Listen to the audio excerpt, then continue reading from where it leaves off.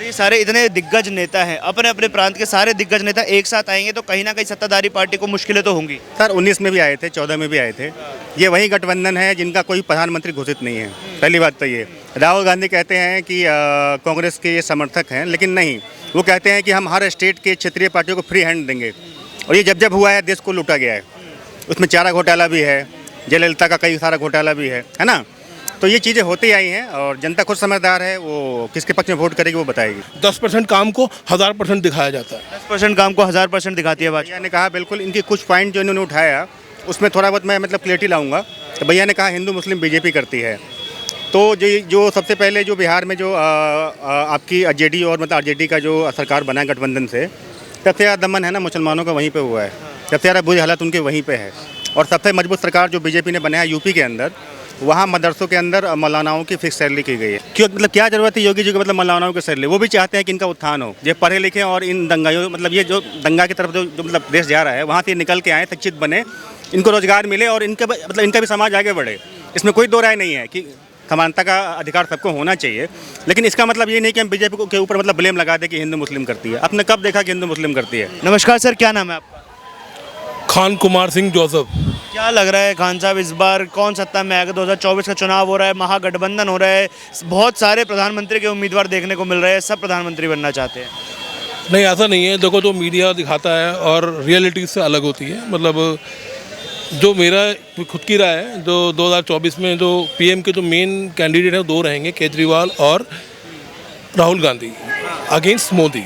पर अरविंद केजरीवाल को हम देख रहे हैं कांग्रेस बड़ा दरकिनार कर रही है कि मतलब दीक्षित साहब भी बोलते हैं कि आपको कोई याद नहीं करेगा। फिर पटना में अरविंद केजरीवाल जाते हैं, वहाँ पर भी उनको मतलब ठुकरा सा दिया जाता है। उमर अब्दुल्ला भी बोलते हैं कि आपने हमारा समर्थन नहीं किया। कांग्रेस भी अध्यादेश में समर्थन नहीं कर रही है। एक इकलौता सा कर दिया है अरविंद केजरीवाल को महागठबंधन ने। नहीं, लौटा नहीं किया। एक्चुअली पॉलिटिक्स है, जब इतनी अलग अलग सोच की पार्टी विचारधाराएं एक साथ होंगी तो जाहिर बात है कुछ ना कुछ तो डिफरेंस होगा। पर ये फैसला जनता करेगी कि केजरीवाल, राहुल गांधी या मोदी जी, कोई भी मतलब। और जहाँ तक मुझे लगता है वक्त आ गया चेंजेस का, और चेंजेस होने चाहिए। कोई भी सत्ता में बना रहेगा 10 साल से ऊपर तो तानाशाह बन जाएगा, चाहे वो केजरीवाल हो, राहुल गांधी हो, मोदी जी हो। वक्त चाहिए चेंज का, क्योंकि किसी को ये नहीं लगना चाहिए कि वो हमेशा के लिए है। और जिसको ये लग जाएगा हमेशा के लिए जनता उसके साथ है तो वो भी तानाशाही करेगा, कुछ भी थोपेगा हम पे। थोपने का मतलब नोटबंदी ला देंगे, थोपने का मतलब कोई भी फैसला बिना ऐसे एकदम जल्दबाजी में कर देंगे, बाद में उसको वापस लेना पड़ता है कि 2000 के नोट दिए वापस ले लो। तो इस तरह के फैसले नहीं होंगे। मतलब दबाव रहेगा कि जनता है, जनता का मूड बदलेगा तो कुछ भी कर सकती है। जनता का मूड बदलेगा भाई साहब, क्या लग रहा है? तो देखिए, जनता का मूड बदलेगा नहीं बदलेगा तो बात की बात है। फिलहाल जो हुआ है कि सारी विपक्षी पार्टियों की एक मीटिंग हुई है पटना के अंदर। उसमें जो भी है, राहुल गांधी भी गए, लालू यादव ने इसकी मतलब अध्यक्षता की, नीतीश कुमार आए, तेजस्वी यादव खुद बैठे थे। और वो कह रहे हैं कि मुझे और क्या चाहिए।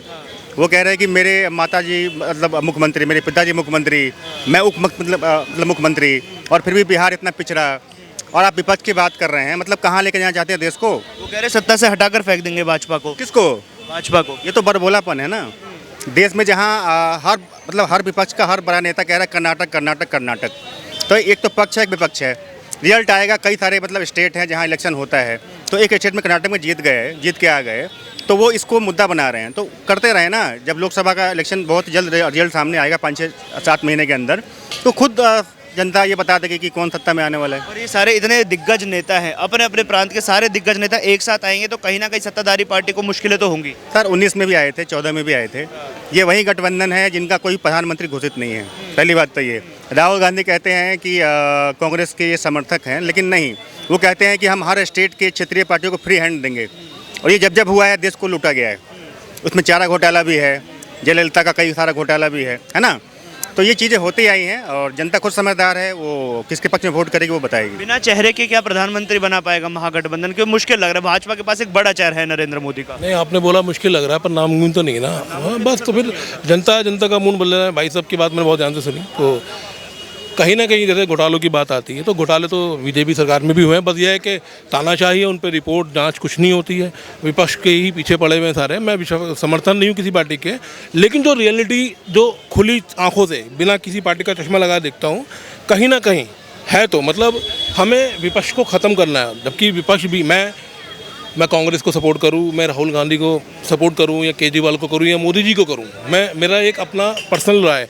लेकिन वक्त क्या चेंजेस हुआ है, आज हम दुश्मन बन गए हैं। अच्छा ये मोदी जी को वोट देता है, अच्छा ये केजरीवाल को वोट देता है, राहुल गांधी, हम ना वोटर की नज़र से नहीं देख रहे हैं, हम दुश्मन की नज़र से देख रहे हैं। ये बदलाव आया है। और ये बदलाव क्यों आया है? क्योंकि जितने भी हिंसक, चाहे वो हिंदू संस्थाएं हों चाहे मुस्लिम संस्थाएं हों, जो नेगेटिव बातें करती हैं, उन पे लगाम नहीं लगाई गई है। क्यों नहीं लगाई गई है? अगर लगाम लगा देंगे तो लोगों का ध्यान जाएगा काम धंधे की तरफ, कारोबार की तरफ, हेल्थ की तरफ, शिक्षा की तरफ। लेकिन नहीं, हिंदू मुस्लिम कर रहा है, हिंदू कुछ बोलते हैं नेगेटिव बातें, उसका रिएक्शन नेगेटिव जो मुस्लिम लोग हैं वो देते हैं। आम जनता तो काम कर रही है ना, चाहे हिंदू हो मुसलमान हो। तो ये हिस्सा है राजनीति का। रियलिटी में जब एक माँ बाप वोट करते टाइम देखेंगे ना कि यार क्या सच में हमारे काम धंधे वही हैं, क्या हमारी औलाद जो है, हमारे बच्चे जो हैं सही राह पे जा रहे हैं, मतलब उनको कारोबार मिल रहा है, शिक्षा मिल रहा है। आप मुझे बताइए ना, जितने भी हिंसक, चाहे वो मुस्लिम सभाएं हों चाहे वो हिंदू सभाएं हों, उसमें कौन से मिनिस्टर का लड़का जाता है? मिनिस्टर के लड़के कहाँ जाते हैं? विदेशों में पढ़ने के लिए। समझे नहीं? तो ये सब चीज़ें हैं। मैं एक बहुत सारी चीज़ें हैं उसको उलट कहता हूँ। आज नारे लगाते हैं, देश को नारों में भी बांट दिया गया है। कोई बोलता है मुझे ये कहना होगा, कोई कहता है इसे ये कहना होगा। सच्चाई है, हिंदुस्तान में रहना होगा, लव यू ऑल कहना होगा। यही ज़िंदगी का उद्देश्य है। जो इस चीज़ को समझ जाएगा, मैं कह रहा हूँ आप किसी पार्टी को वोट दीजिए। अगर आप मुस्लिम सोच के कि मैं मुसलमान हूँ, मैं मुसलमान को वोट दूंगा, मैं हिंदू को वोट दूंगा, तो यही आप गलत कर रहे हैं।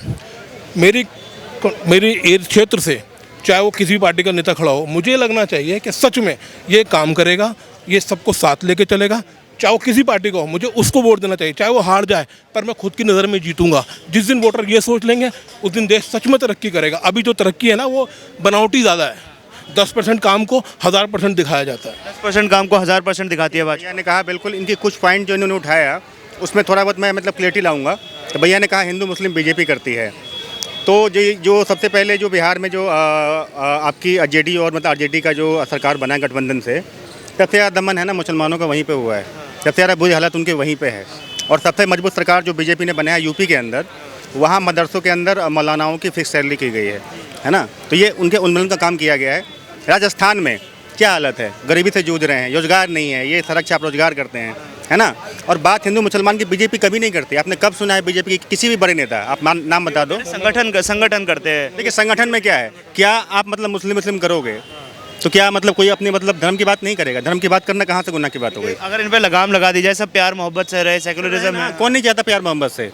क्यों मतलब क्या जरूरत है योगी जी को मतलब मौलानाओं के सर? वो भी चाहते हैं कि इनका उत्थान हो, ये पढ़े लिखे और इन दंगाइयों मतलब ये जो दंगा की तरफ जो मतलब देश जा रहा है, वहाँ से निकल के आए, शिक्षित बने, इनको रोजगार मिले और इनका भी समाज आगे बढ़े।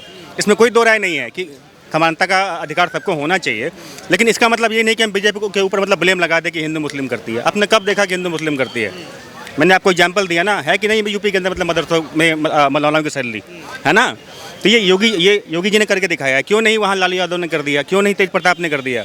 क्यों नहीं राजस्थान में ये कर देते हैं? क्यों नहीं केजरीवाल यहाँ कर देता है ना। तो ये बस कहने की बातें हैं। एक मुद्दा उछल गया, चल रहा है कर्नाटक, हिंदू मुस्लिम बीजेपी करते हैं, ऐसा कुछ नहीं है। भाजपा तो सबका साथ सबका विकास का नारा देती है। वो नारा है, ठीक है, और रियलिटी एग्जाम्पल भी दिया। भैया ने बोला, एग्जाम्पल दिया। ये नारा देश के गद्दारों को गोली मारो सालों को, कौन से कांग्रेसी ने दिया या कौन सा आम आदमी पार्टी के ने? 80% 20% ये किसने दिया? अरे ये हेट स्पीच ही है, इसकी कैटेगरी में आता है। देश के गद्दारों को सर ये हेट स्पीच कैसे? देखो, ये हिंदुस्तान के अंदर हमारे देश में सालों से चलता आ रहा है। जो भी पार्टी है, धर्म और गद्दारों के खिलाफ तो सारे ही है ना सर। इसको धर्म में कैसे डिवाइड कर? ये लेकिन जब मीडिया में दिखाते हैं तो एक कम्युनिटी को टारगेट किया स्पेशली, हाँ, इसलिए मैं बोल रहा हूँ। दूसरी चीज़ जो मैं कहना चाहता हूँ, हर पार्टी सालों से धर्म की राजनीति, जाति की राजनीति, मज़हब की राजनीति करती आई है। सब अपनी रोटियाँ सेकते हैं। बीजेपी चौड़े में करती है। मतलब कितने नेताओं के देखो ना आप, ट्विटर देख लो, कुछ देख लो, कितने न्यूज़ चैनल हैं। न्यूज़ चैनल के बारे में तो मैं एक चीज़ कहना चाहूँगा, शेयर अगर आप चलाएं, एडिट ना करें इसको, तो गोदी से उतर के देखो ज़मीं पर, गोदी से उतर के देखो ज़मीं पर, शायद एहसास हो जाए खुद की कमी पर। ये सच्चाई है आज के देश की। आप देखो, ये लोग काम धंधा कर रहे हैं, सारे सब बिजी हैं। कोई बैग बेच रहा है, कश्मे बेच रहा है, पानी बेच रहा है, कोल्ड ड्रिंक बेच रहा है, धंधा कर रहे हैं ना। जब हम सब इनका दिमाग हिंदू मुस्लिम नफरत इसमें लगा देंगे ना, तो सब मेंटली डिस्टर्ब हो जाएंगे। भैया का जवाब देना समझे नहीं? भैया ने कहा कि देश से गद्दारों गोली मारो सालों को, ये कपिल मिश्रा ने कहा था। एक बार नारा इन्होंने दिया था लेकिन है ना, अनुराग ठाकुर ने भी दिया था। तो एक नारा ये भी आया था कि देश की संपदाओं पर पहला अधिकार जो है वो मुसलमानों का है। ये भी कांग्रेस के एक है ना दिया था, ये इससे हम ही बढ़ेंगे दिया था। तो क्या ये तुष्टिकरण नहीं है ना? तुष्टिकरण और हेट स्पीच है कि नहीं है? फर्क है सर हेट स्पीच दोनों में उसमें नाम लिया गया गद्दारों का, उसने किसी धर्म का नाम नहीं लिया, लेकिन यहाँ एक धर्म को लेकर तुष्टिकरण किया जा रहा है मुसलमानों का। क्या कहा? देश की संपदा पे पहला अधिकार किसका है? मुसलमानों का।